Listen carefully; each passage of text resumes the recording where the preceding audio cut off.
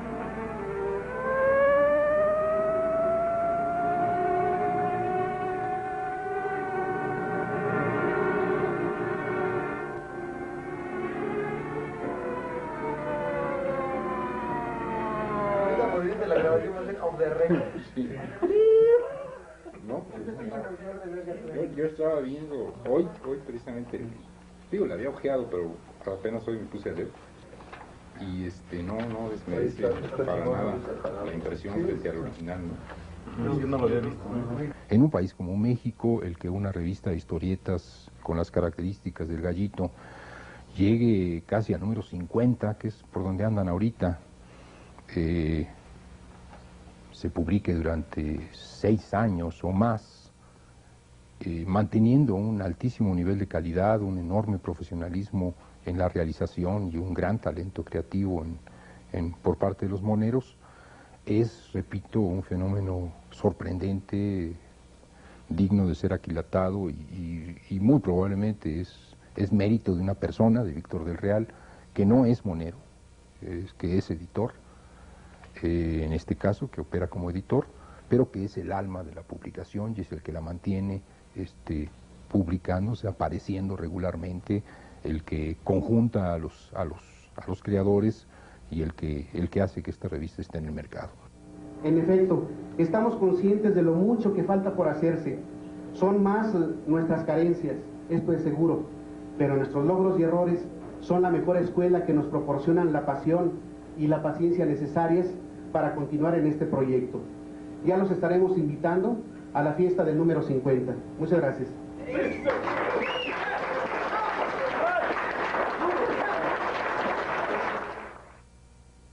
Tú como autor no encuentras, no hallas el argumento, la situación para sacar adelante la historia.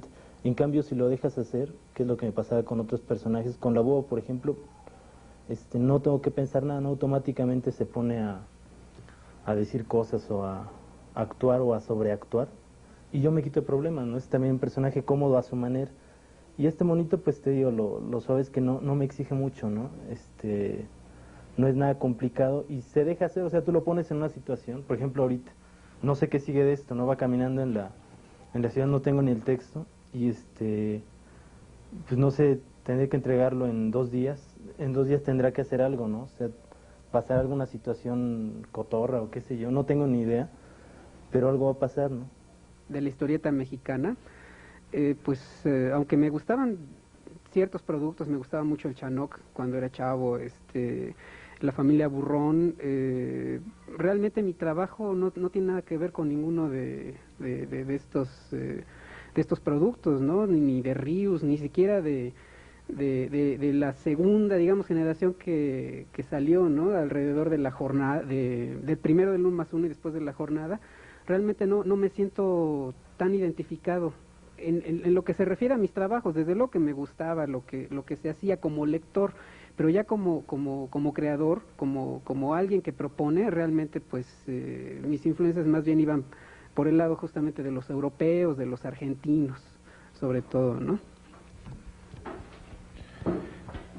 Bueno, en cuanto a la tradición, pues yo considero que de niño me crié leyendo a Memín, al Payo, a Chanoc, pero ya de grande como que ya me deslindé de eso. Lo que sí, a cambio, a diferencia tuya, yo creo que lo que no me enseñó la escuela me lo enseñó Ríos. En ese aspecto yo sí me considero más bien por esa línea, ¿no? Por esa tradición que va más bien en contra de la industria, ¿no? Yo sí me considero producto de esa tradición, ¿no? Y hay otro tipo de historietas que también están así casi en la clandestinidad, que son las del Gallito Inglés, por ejemplo, que son muy buenas, pero que no las han sabido comercializar o distribuir, porque eso merecería tener más éxito del que están teniendo. Si de tener éxito se tratara, pues nosotros comenzamos exactamente al revés. Debimos haber comenzado, según los grandes ideólogos de la cultura nacional y los grandes ideólogos de la cultura, en general, nosotros deberíamos haber empezado por hacer un sondeo de mercado, por hacer un montón de cálculos de escritorio, que es lo que nos dicen las leyes neoliberales y las leyes del mercado de fin de siglo.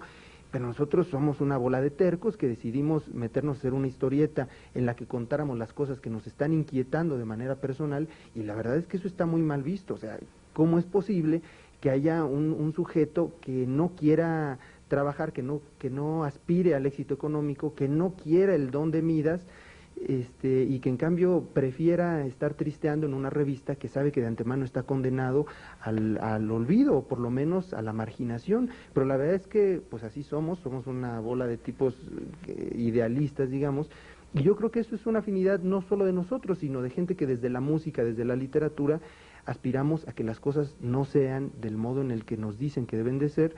Y bueno, pues sabemos que hay muchas gentes por allí. Es una revista que no nos merecemos, es una revista que no corresponde a un contexto más amplio de una industria del cómic más o menos activa, que haga un cómic comercial para adultos de cierta calidad, en el cual se ubique una revista relativamente alternativa, pero finalmente profesional y comercial, como es el Gallito Inglés, ahora el Gallito Comics. No hay tampoco un movimiento de cómic alternativo más extenso, profesional y comercial, que la rodee. Es una isla de calidad, de talento, de perseverancia, de esfuerzo, que destaca en un panorama desolado del cómic mexicano del fin de milenio. Lo que hago es dibujar algo que me guste, y ya si después hay gente a la que le gusta, pues ya es ganancia, ¿no? O sea, sí me he encontrado con gente que llega y me comenta que se identifica con las cosas que he dibujado. Sus antecedentes inmediatos serían publicaciones como Sniff, a principios de los 80s, que dura 6 ejemplares, o como revistas un poco posteriores, Bronca, que creo que llega al número 4, mientras que el Gallito está rascando el número 50 cuando grabamos esto, y ya ha pasado durante 6 años de estar saliendo al mercado prácticamente sin interrupción, manteniendo el nivel de calidad. El cómic europeo que nos influenció de manera muy específica a nosotros es algo que ha dejado de verse muchísimo a partir de la desaparición de Sniff y de Bronca, que me parece que generacionalmente son revistas que no le dicen absolutamente nada, o le dicen muy poco a las generaciones más recientes, y que sin embargo son un factor crucial en nuestra formación. La gente del Gallito está más cerca de un francés como Moebius, de una italiana como Andrea Paciencia, de un de un español como Carlos Jiménez o de un argentino como Brescia, que de la tradición de historieta mexicana o de los superhéroes norteamericanos o del manga japonés. Y esto los hace relativamente excepcionales. Son muy buenos dibujantes.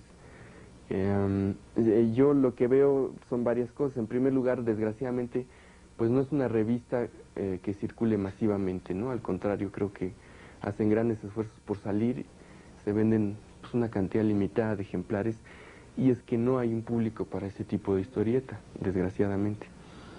Pues yo diría que son como botellas de náufrago lanzadas al mar, ¿no? Son cosas que en primer lugar nos interesa dibujar y contar a nosotros, y en segundo lugar vendrá ya la afinidad o el encuentro que tengan los lectores con ese trabajo, pero en primera instancia son inquietudes y temas que nos rondan a todos de manera recurrente y que bueno, acabamos por expresarlas del modo en que elegimos decirlas, que es a través del lenguaje de la historieta, ¿no? Sí formamos parte de una generación. Ahora, ¿cuáles son nuestras inquietudes? Yo creo que hasta ahorita ni nosotros lo sabemos. Lo que sí se nos hace muy curioso es que la gente de la misma edad, que ahorita está colaborando en El Gallito, que es de Argentina, que es de Cuba, que es de España, yo creo que hay dos como sentimientos muy afines, incluso en distintas partes del globo, ¿no? Que serían una reconsideración de lo que es Dios y la religión y un escepticismo ante cualquier institución existente. Entonces, yo sí he encontrado en lo personal esos puntos de confluencia, ¿no? En los discursos como historietistas de nuestra generación. En el número 44 del Gallo, o en el 43 salió, nada más he hecho 2 historietas de este cuate. Y pues, obviamente planea hacer otras, ¿no? Pero pues ahí se ve que es un judicial que Onda Buggy el aceitoso se supone que es muy gacho, ¿no? La verdad, quién sabe dónde vaya a parar. Pero bueno, pues es un pretexto para sacar un montón de demonios que hay por ahí, ¿no? Al principio nosotros buscábamos mucho el asunto de que no, es que vamos dirigidos a un público joven, vamos dirigidos a un público así específicamente, y nosotros imaginamos gente como nosotros del otro lado del papel, ¿no? pero sucede que la sorpresa es que El Gallito ha convocado gente de distintas clases sociales, de distintas formación cultural, de distintos intereses, y yo creo que el común denominador del Gallito nada más es un lector atento. Cuando yo hago mis historias, las voy improvisando también, y ese ha sido un problema, ¿no? Cuando he querido hacer historias, digamos, bien hechas, lo que hago es conseguirme un guionista, ¿no? Y me ocurre algo, ¿no? Si fuera música, yo creo que sería más cantante que autor, ¿no? Porque en este caso, una buena historia que hizo un compañero me inspiró a hacer esto. La leí varias veces y cada vez que la leía me imaginaba cómo podía ilustrarla, ¿no? Entonces, de ahí fue saliendo, ¿sí? Uno no tiene la revista que quiere, sino la que puede hacer, ¿no? Y en este país, culturalmente, pues se hacen las cosas a contracorriente y de una manera completamente adversa, ¿no?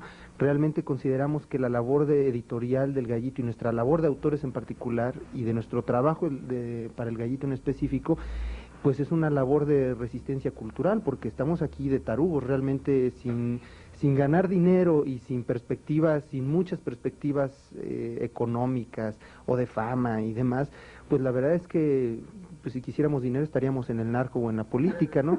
Jamás delineo una personalidad, ¿no? De hecho, por ejemplo, cuando registré a la Buba en Derecho de Autor es muy cotorro porque me pidieron características psicológicas y físicas, y resulta que psicológicamente, bueno, ahí apenas me detuve a pensar qué era, qué representa, qué piensa, qué perfil tiene, ¿no? Cuál es su personalidad, después de años de haberla trabajado. Y en cuanto a las características físicas del personaje, igual porque la dibujo siempre distinto, ¿no? O sea, como que respetando ciertas características, tamaño, el peinadito, la ropita. A partir de eso siempre le estoy cambiando no sé, la cara, el tamaño de los ojos, el tamaño de las manos, la anatomía, ¿no? Entonces, pues se me hizo muy cotorro, ¿no? Que justo hasta que me piden que defina mi personaje es cuando me pongo a definir, o sea, lo hago pues por intuición o por feeling, como va saliendo. Vive uno del ego, ¿no? Vive uno de saber que, no sé, ¿no? De que un cuate de Nesa, un cuate de Coyoacán está leyendo tu historieta y le interesó, ¿no?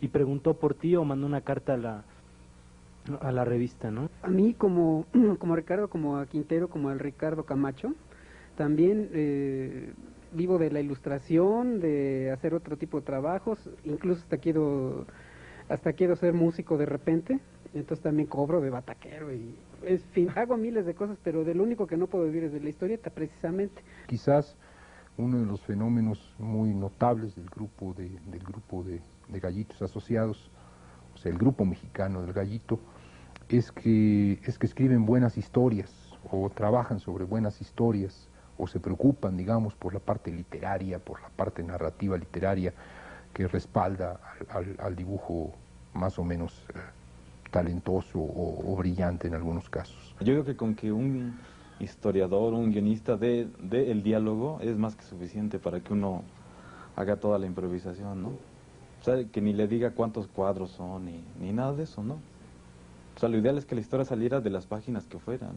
Mi rollo era, o es, sin proponérmelo, o sea, como que más bien de eso me di cuenta sobre la marcha, que es un asunto como que de exploración interior, ¿no? De los sentimientos, de los porqués, de las motivaciones, de los resortes humanos, digamos, ¿no?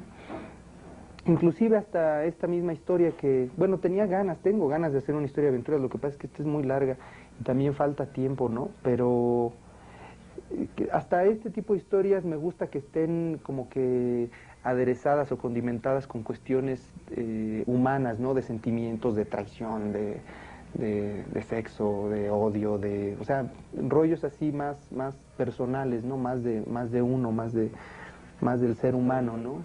Sí, con toda el alma, ¿no? Entonces, pues digamos que por ahí andaría un poco mi universo temático, ¿no? Aunque pues esas cosas también van cambiando con el tiempo, creo, o se van afianzando, se van modificando, van evolucionando. Entonces, esperemos que, o sea, creo que lo que hace falta también parte en la cuestión de la historieta actualmente es que haya suficientes espacios que permitan que el desarrollo del lenguaje de un autor pues tenga posibilidad efectivamente de eso, de desarrollarse, de que se vea una transformación en su trabajo, ¿no? La cuestión con los personajes es que pues, llega un momento en que, en mi caso quizás sea por falta de habilidad, ¿no? Pero no los puedes trabajar como tú quieras, ¿no? O sea, no se dejan hacer que los pongan a hacer lo que quieran, no se dejan dominar. Es en parte la capacidad, el oficio del historietista o del autor, pero en parte también mucho la personalidad que llega a tener el personaje, ¿no? Y muchas veces, o sea, pesa más el personaje, ¿no? Te digo de plano, tú lo quieres poner en un contexto de humor o lo que sea en determinada situación, y el personaje no se deja, o sea, él se resiste a que lo trabajes de esa manera, ¿no? Es un poquito metafísico. Sí, así aquí es un trabajo de montaje y técnicas mixtas, de aerógrafo, hay un poco de acrílico y hasta lápiz, ¿no? Usamos. Sí, aquí es técnica mixta. O sea, también es eso, ¿no? En algunas ocasiones, cuando algunos compañeros que andaban iniciándose en esto, les llegamos a mencionar de que se puede hacer historietas sin dibujar. Y una forma de hacer historietas sin dibujar es haciendo collage, ¿no? O sea, digamos, la cuestión es es querer contar algo, ¿no? La gente del Gallito es gente que lee literatura, en algunos casos que lee filosofía y que tiene una formación cultural que va más allá de la propia cultura popular. No estoy tratando de denigrarla, pero sí es un rasgo específico. Esto quizás hace que también se distingan, se distancien, se identifiquen poco con esta joven generación. Es cuando le inyectan algo y los anticuerpos mismos empiezan... Pero no sabe, no va a poder contestar. Estos lo empiezan a sacar poco a poco. Por ejemplo, de repente se da cuenta, se quiere cortar la barba y no puede porque ya tiene 3 o 4 pelos que son de acero, o sea, de adamantio. Y tiene ya vellos de adamantio. Eso es cuando agarra la... Eso es Wiponex, cuando te están generando las garras y cuando te está generando el adamantio. Es al revés, es cuando el adamantio le está entrando a su cuerpo.